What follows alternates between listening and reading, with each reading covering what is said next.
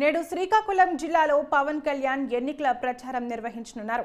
మధ్యాహ్నం 3 గంటలకు పాలకొండలో వారాహి యాత్ర నిర్వహించనున్నారు. రాజంపేటలోని వడం జంక్షన్ వద్ద పవన్ కళ్యాణ్ సభ జరగనుంది.